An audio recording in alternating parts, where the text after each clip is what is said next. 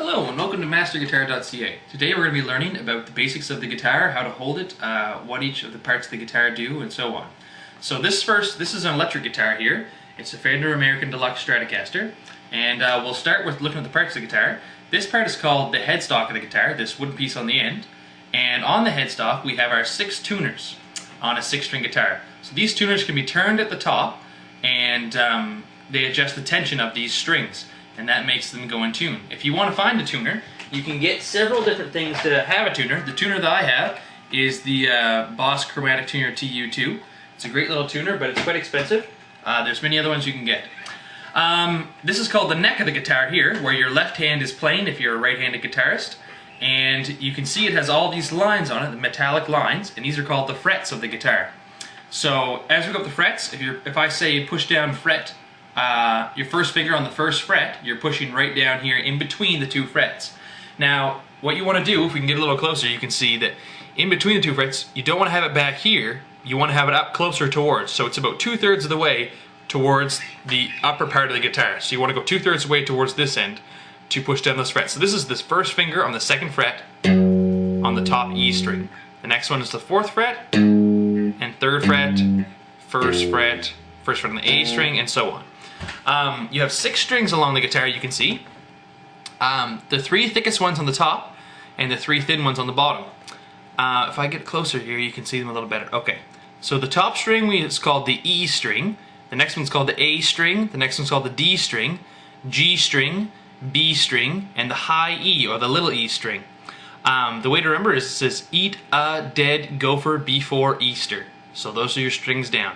E, A, D, G, B, E. And this is in open E, or open standard tuning. So that's what that's called, E, A, D, G, B, E. If you look down the rest of the neck, you'll see all these dots. And each dot is a marker on the guitar. It signifies a certain amount of frets. Every guitar is different, so you want to learn how many yours are. Mine go 3, 5, 7, 9, and 12. The double dots is always 12th fret on your guitar for easy access. This is called the body of the guitar up here, and these are called the pickups of your guitar. These metallic, they may be metallic in yours, maybe plastic, and there's 3 in this. These are called 3 single coil pickups by Fender. And here you have your volume knobs up at the top here, then your 2 tone knobs after that. This is called your whammy bar, and your tremolo system's in here with your saddle up in that area. And these can be adjusted by these little screws on the back to adjust your intonation. This is where your cord goes in to go directly to your amp or through some pedals that you have. And this is called your pickup selection switch.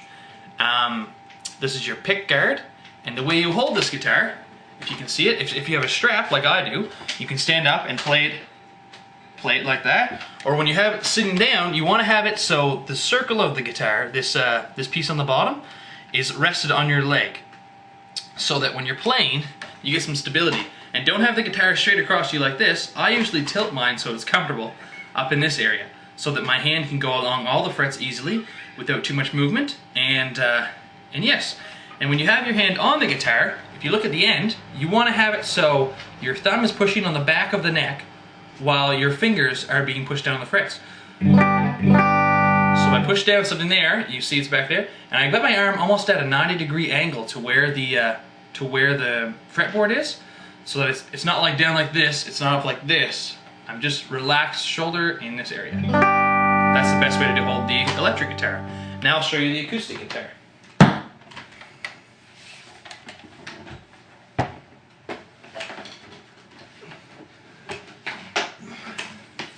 This is a Taylor Big Baby acoustic, and notice it's got a few different things on it. It's got a wooden body that's hollow, and it's quite thick, and it doesn't require any amp to play with, so sometimes they can be a lot cheaper for learning guitar. It's also got a headstock on it with tuners that turn each way, and this is where you wind your strings in these areas. It goes on the nut of the guitar here, and again you have your frets here, and you can see on this guitar too you have all these dots going up the front. So 3, 5, 7, 9, and 12. And this is called the neck of the guitar again. And when you play this, it's got a little different sound. It's a little bit louder by itself. And you can push down on each fret. And like I say here, when you're pushing down the 3rd fret, push right there, first fret, all those things. It's still the same string names, E, A, D, G, B, E. So it's the same guitar except for mainly this back end. It's a solid piece on an electric guitar. On an acoustic guitar, it's a hollow piece, and you can see it's got a big hole right inside of it. This is all empty on the inside that gives it sound. And that's how you know what is what on guitars and how to hold them.